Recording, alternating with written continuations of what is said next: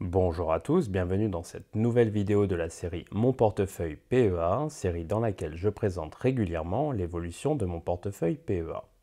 Pour rappel, mon PEA a été ouvert en janvier 2019 avec un premier versement de 500 euros. Le portefeuille est désormais valorisé à hauteur de 29 171 euros, soit un nouveau plus haut historique, notamment grâce au retour au premier plan de Prosus. L'évolution du portefeuille repose sur deux piliers, l'épargne régulière d'un côté et l'investissement en bourse de l'autre. Deux piliers dont la fonction est de me permettre de construire un patrimoine financier à long terme, c'est-à-dire sur une période de 30 ans, d'où le nom de la chaîne épargne, investissement et patrimoine.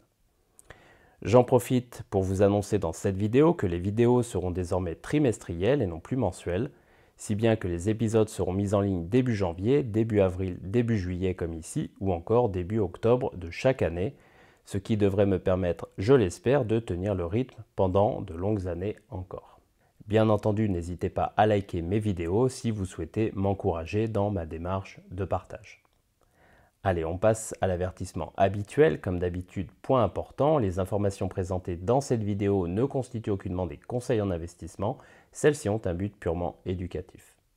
Par ailleurs, le portefeuille présenté dans cette vidéo n'a pas vocation à être répliqué, celui-ci correspondant à des facteurs, à savoir un profil d'investisseur, un horizon d'investissement et une approche spécifique à l'auteur de cette vidéo.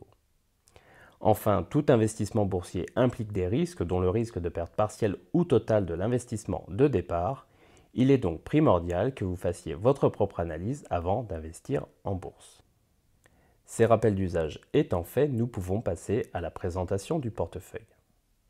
Alors, comme on peut le voir ici, mon portefeuille PEA est toujours constitué de trois poches principales, à savoir une poche liquidité qui représente 31,7% du portefeuille, une poche Prosus qui représente désormais 30% du portefeuille, grâce notamment à la reprise du cours de bourse de Prosus récemment, et puis une poche beaucoup plus diversifiée, dans laquelle on va retrouver 3,3% de Renault, 4% de Total Energy, 3,5% de Danone, 4,4% de Telsat Communications, 3,6% d'Ontex, 3,5% d'AB InBev, 3% de Nacon, 1,4% d'HelloFresh, 1,4% de Zalando, 1,7% de Kering, 3,6% de Moncler et comme vous pouvez le voir c'est une nouvelle entrée en portefeuille, je vais en parler dans cette vidéo, et puis 3,7% d'Hermès International.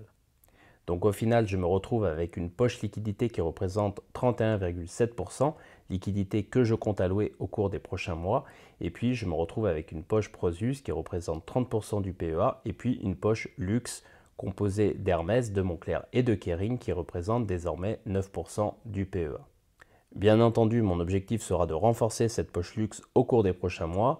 Si jamais, bien entendu, les prix m'apparaissent comme étant suffisamment raisonnables.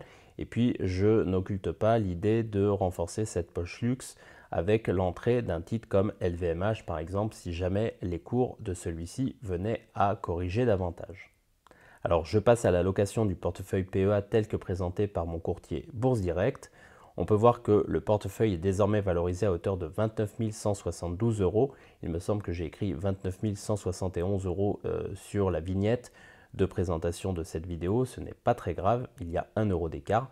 Et puis on peut voir qu'il y a 9 255 euros en solde d'espèces, ça veut dire 9 255 euros de liquidité à déployer au cours des prochains mois. Au niveau des lignes qui composent ce portefeuille, on peut voir que la ligne Prosus est désormais valorisée à hauteur de 8 747 euros. Elle est très fortement remontée au cours des dernières semaines. Je vais en parler dans la suite de la vidéo. Et puis on retrouve en première place de ce portefeuille, donc derrière Prosus, on retrouve Eutelsat Communications qui représente 4,4% du portefeuille, Total Energy 3,9%, puis Hermès, Moncler, Ontex, AB InBev, etc. Alors comme d'habitude, mes positions les plus spéculatives sont indiquées par un trait orange. On va retrouver dans ces positions spéculatives les titres Zalando, Delivery Hero et Inat Pharma. Trois positions spéculatives qui représentent environ 2% du portefeuille. Alors comme on le verra dans la suite de la vidéo, j'ai réduit mon exposition à Delivery Hero pour essayer de me réexposer au titre un cran plus bas si jamais celui-ci venait à descendre un cran plus bas. Alors ce mois-ci, j'ai procédé à l'achat de Moncler. En 2 temps, j'ai acheté 26 actions Moncler. On voit que mon PRU est de 38,18 € si j'arrondis celui-ci. C'est un achat qui vient compléter ma poche luxe, donc composée actuellement d'Hermès et de Kering par ailleurs. Et donc, comme j'en ai parlé juste avant, cette poche luxe composée d'Hermès, de Moncler et de Kering représente environ 9% du portefeuille PEA désormais. Alors, au niveau des faits marquants du mois de juin 2022, on peut voir que le rendement mensuel du portefeuille est de plus 5,9%, donc une très belle performance ce mois-ci pour le PEA tiré vers le haut par la très belle performance de Prosus au cours des dernières semaines, je vais en parler juste après. Au niveau des prises de position, donc toujours pour le mois de juin 2022, j'ai procédé à l'achat de Moncler, donc en Italie, au renforcement de Zalando, et puis à la vente des titres BIC, à la vente de Ruby et à l'allègement de Delivery Hero, j'en ai parlé juste avant. Alors concernant la vente des titres BIC et Ruby, ce sont des valeurs en lesquelles je crois toujours. Pour autant, je pense qu'il y a actuellement dans le marché de meilleures opportunités que ces deux titres. BIC et Ruby étant des slow growers, donc des entreprises à faible croissance, j'ai tout simplement pris l'initiative de couper ces deux lignes et j'envisage bien entendu de réutiliser les liquidités pour les investir dans des entreprises potentiellement avec un meilleur taux de croissance et donc des lignes qui pourraient potentiellement m'offrir un rendement supérieur dans les années à venir. Alors au niveau des prises de position ce mois-ci, on peut voir que j'ai commencé une ligne Moncler, on voit que j'ai acheté 26 actions Moncler donc sur le marché italien et puis j'ai renforcé ma ligne Zalando, donc j'ai augmenté ma position de 8 actions. J'ai par ailleurs procédé à la vente de BIC à un cours de 53,45 € avec une plus-value de 25%, dividendes inclus. J'ai également procédé à la vente de Ruby à un cours de 27,59 € avec une plus-value de 11%, dividendes inclus, position que je n'aurai au final gardée que quelques mois et donc j'estime que le rendement est tout à fait correct pour ce genre de position, donc pour une entreprise qui est un slow grower, c'est-à-dire une entreprise à faible croissance. Et puis enfin, j'en ai parlé juste avant, j'ai procédé à la vente partielle de Delivery Hero à un cours de 36,40 € avec une plus-value anecdotique de 3%. L'idée était tout simplement de réduire mon exposition pour essayer de renforcer ma position un cran plus bas. Alors ce que je vais faire maintenant, c'est que je vais me focaliser sur les fondamentaux de Moncler, une entreprise que je viens d'entrer en portefeuille et qui vient renforcer ma poche luxe dans ce portefeuille PEA. Alors pourquoi Moncler? Tout simplement parce qu'il s'agit d'une valeur ultra qualitative, à savoir une entreprise ayant un faible endettement, des rendements sur capitaux élevés et puis une croissance durable et consistante. C'est également une entreprise qui offre un pricing power important avec une augmentation des prix régulière supérieure à l'inflation. Et puis c'est une entreprise au potentiel de croissance toujours important avec une classe moyenne mondiale qui devrait augmenter d'1 milliard d'ici 10 ans. Enfin, un dernier point important, j'ai commencé à construire cette ligne après une correction de 45% et donc je commence à construire cette ligne en dessous de 40 € à comparer à un plus haut de 70 € par action. Alors ce qu'on va faire maintenant, c'est qu'on va se plonger dans les fondamentaux et donc j'ai extrait quelques données de Guru Focus et on va regarder un peu ce que ça donne au niveau de Moncler, donc entreprise du luxe cotée en Italie.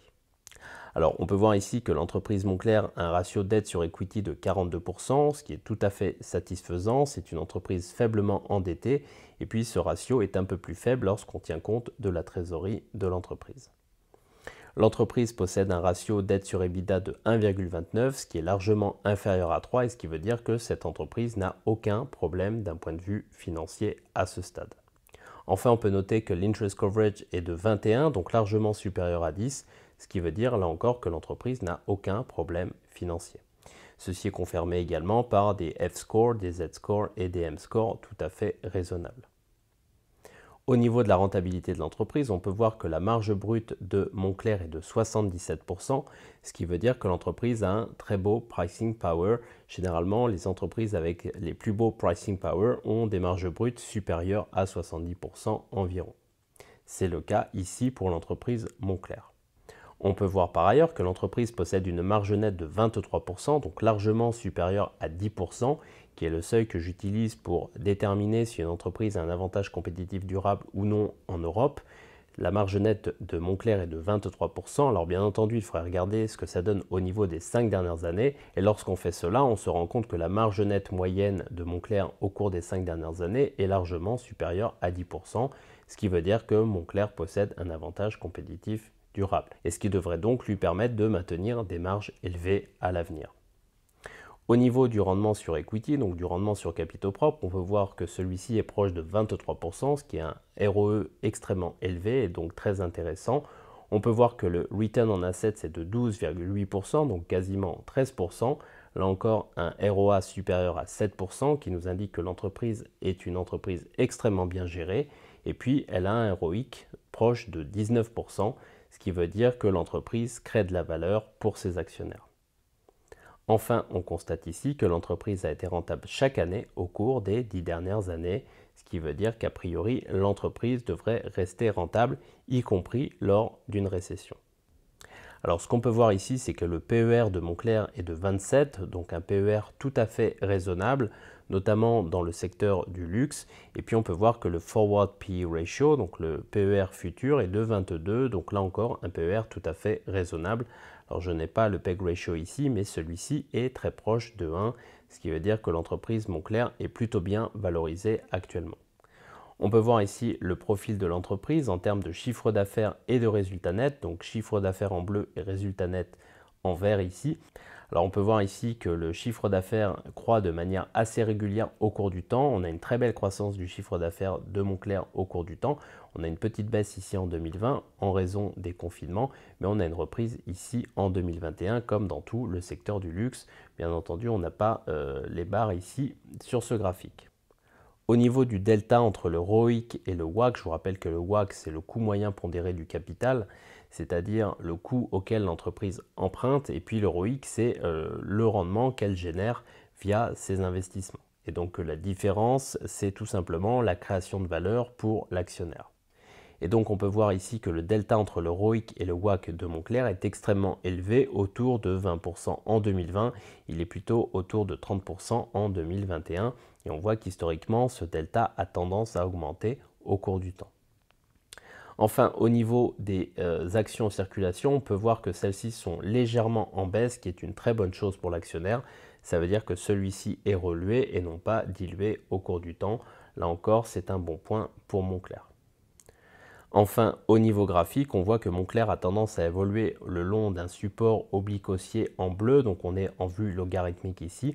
On voit qu'à chaque fois que le titre vient chercher cette zone de support, on a des acheteurs et on voit que le titre a tendance à repartir de plus belle à chaque fois. Et donc j'ai profité de cette correction très importante sur le titre puisqu'on a une baisse de 45% ici pour commencer à construire une ligne Moncler. Bien entendu, de mon côté, je n'hésiterai pas à renforcer ma ligne Moncler en cas de correction plus marquée en direction des 30 € premièrement et puis en direction des 25 € deuxièmement.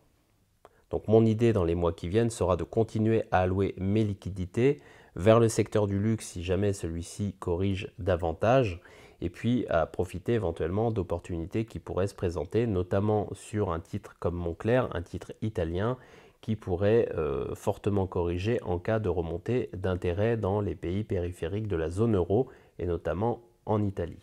Bien entendu, si un titre comme LVMH venait à fortement corriger et peut-être à retrouver ses niveaux de février 2020, je pourrais éventuellement commencer à construire une ligne sur le titre LVMH également. Alors ce que je vais faire maintenant, c'est que je vais revenir très rapidement sur la hausse récente du titre Prosus qui était tombé à 40 € et puis qui est remonté dernièrement à 62 € et même à 64,50 € au moment où je tourne cette vidéo. Alors ce qu'on va faire ici, c'est qu'on va regarder ensemble le communiqué de presse de Prosus pour essayer d'expliquer ce qu'il est en train de se passer sur le titre. Donc un titre qui était monté très haut puisqu'il était monté à 108 € avant de toucher un plus bas de 40 €. Je rappellerai ici qu'il s'agit d'un holding et que les holdings ont tendance à être très volatiles au cours du temps et donc on peut avoir des hauts très hauts et des points bas très bas. Maintenant, il faut garder en vue la net asset value, c'est-à-dire la valeur des actifs du holding en tête et non pas se focaliser sur les variations de prix. Je pense que c'est un point très important. Alors dans ce communiqué de presse, il y a deux éléments importants il me semble. Premièrement, ça concerne la mise en place d'un programme de rachat d'actions Prosus qui va être financé au travers de la vente d'actions Tencent et donc je vais expliquer en quoi ça consiste. Et puis deuxièmement, c'est la vente des actions JD.com qui avait été héritée de Tencent, c'est-à-dire que Tencent avait décidé de donner à ses actionnaires des actions JD.com. Et donc ce qu'a fait Prosus, c'est tout simplement de vendre ces actions qui n'étaient pas des core assets, de les vendre dans le marché et de récupérer 3,67 milliards de dollars, ce qui vont lui permettre d'avoir des liquidités pour les mois qui viennent. Donc premier point ici, Prosus a décidé de mettre en place un programme de rachat d'actions et donc ce qu'elle va faire, c'est qu'elle va vendre des actions Tencent Holdings au fil de l'eau et puis dans le même temps racheter des actions Prosus. Pourquoi? Tout simplement parce qu'elle va vendre des actions Tencent Holdings à bon prix, c'est-à-dire qu'elle va les vendre pour 1 et puis elle va racheter des actions Prosus et ce faisant, en rachetant ses propres actions, elle rachète en réalité des actions Tencent décotées donc à 0,5. Et donc c'est un moyen de réduire la décote au fil du temps. Alors certains journalistes, je l'ai vu récemment sur Zone Bourse, ont parlé d'une vente totale des actions Tencent Holdings. C'est un non-sens absolu en ce qui me concerne. Je pense plutôt que l'idée est tout simplement de vendre quelques pourcents au fil de l'eau tout en réduisant la décote de Prosus. Bien entendu, je pense que nous aurons de multiples occasions d'en reparler ultérieurement. Donc l'idée de Prosus est tout simplement de liquider au fil de l'eau une partie seulement des actions de Tencent Holdings et de racheter ses propres actions décotées. Et ce faisant, elle rachète des actions Tencent Holdings à moitié prix. Je pense de mon côté qu'il s'agit d'un coup de maître de la part de la direction de Prosus. Et bien entendu, Prosus l'explique ici, ce programme sera financé par la vente régulière d'un petit nombre d'actions Tencent, c'est écrit ici, et aura pour but de libérer de la valeur immédiatement donc pour les actionnaires et d'augmenter la net asset value par action au cours du temps. Et ça c'est un point très important, c'est-à-dire que ce faisant, la décote entre Prosus et Tencent va diminuer petit à petit. Donc je récapitule à nouveau, ce que fait Prosus tout simplement, c'est qu'elle vend des actions Tencent et qu'elle rachète des actions Prosus. Ce faisant, elle rachète des actions Tencent à moitié prix. Et c'est ce qu'elle dit ici, puisqu'elle dit que Prosus vendra un petit nombre d'actions de Tencent Holdings, et puis dans le même temps, elle achètera des actions Prosus, et également Naspers bien entendu, donc la maison mère. Et donc ce faisant, la décote qui est d'environ 50% actuellement va finir par se réduire. Je pense que c'est un point qui est compris par les investisseurs désormais. Alors un autre point qui me semble important ici, c'est que Tencent soutient ce programme de rachat d'actions. Ça veut dire qu'ils ont été consultés avant la mise en place de ce programme. Ce qui est à mon avis un point très important, c'est-à-dire qu'il y a une communication entre Prosus et Tencent et que les deux pensent que cela va créer de la valeur sans forcément impacter Tencent à l'arrivée. Pour rappel, Prosus est l'actionnaire majoritaire de Tencent Holdings. Et puis, autre point important ici, c'est que Prosus a l'intention de détruire les actions Prosus qu'elle rachète. Alors ça veut dire quoi? Ça veut dire tout simplement qu'elle va réduire le nombre d'actions en circulation, ce qui bien entendu relue l'actionnaire et qui est bénéfique à l'actionnaire existant de Prosus. Et donc c'est ce que le marché a très bien compris et c'est pour ça que le cours de bourse de Prosus est passé très rapidement de 40 € à 64 € environ au moment où je tourne cette vidéo. Enfin, dernier point important il me semble, c'est que les boards de Prosus et Naspers maintiennent leur confiance en Tencent Holdings à long terme, ce qui veut dire selon moi que Prosus n'a pas l'intention de vendre une grande partie des actions Tencent Holdings qu'il détient en portefeuille. Et donc je pense simplement qu'il s'agit d'une vente au fil de l'eau de quelques pourcents de Tencent Holdings, ce qui va permettre bien entendu de réduire la décote existante sur Prosus. Voilà, et pour en finir avec ce communiqué de presse de Prosus, il est bon de noter ici que Prosus a donc vendu ses actions JD.com, qu'elle n'avait pas achetées mais qu'elle avait hérité de Tencent Holdings, qui a distribué ses actions gratuitement à l'ensemble de ses actionnaires. Et donc elle a récupéré 3,67 milliards de dollars, ce qui lui permet d'avoir des liquidités et les liquidités suffisantes pour voir venir au cours des prochains trimestres. Et puis autre point important, ces liquidités vont permettre au groupe de maintenir son rating et donc un rating investment grade, ce qui va lui permettre de continuer à emprunter si besoin à des taux tout à fait avantageux. De mon côté, je pense qu'il s'agit d'un coup de maître de la part de la direction de Prosus qui a fait s'envoler le cours de bourse de 60% en quelques jours. Je reste convaincu qu'il y a beaucoup de valeur dans Prosus et c'est ce qu'a l'air de découvrir le marché actuellement. Bien entendu, il faudra voir ce que cela donne au cours des prochaines années. Au final, on peut voir ici que la net asset value de Prosus est actuellement de 111 € par action, donc en date du 29 juin 2022, alors que le cours cote environ 62-64 € au moment où je tourne cette vidéo. Ce qui veut dire de mon côté qu'il y a encore énormément de valeur dans Prosus et je pense que le marché finira par s'en rendre compte. Bien entendu, il faudra voir ce que cela donne au cours des prochaines années. Alors j'en profite pour vous rappeler que vous pouvez rejoindre la team EIP, vous retrouverez cette offre en cliquant sur le lien qui se trouve sous cette vidéo. Enfin, pour en finir avec le portefeuille PEA, on peut voir ici l'allocation à la Peter Lynch hors ETF. On voit que le portefeuille est donc constitué à 31,7% de liquidité, mais plus intéressant, on peut voir que les fast growers représentent 38%, là où Peter Lynch aimait bien investir 30 à 40% de son portefeuille. On peut voir que les stalwarts représentent 12,3% du portefeuille, là où Peter Lynch aimait investir entre 10 et 20% de son portefeuille. Et puis on peut voir que les valeurs cycliques ne représentent plus que 4% du portefeuille, là où Peter Lynch aimait investir 10 à 20% de son portefeuille.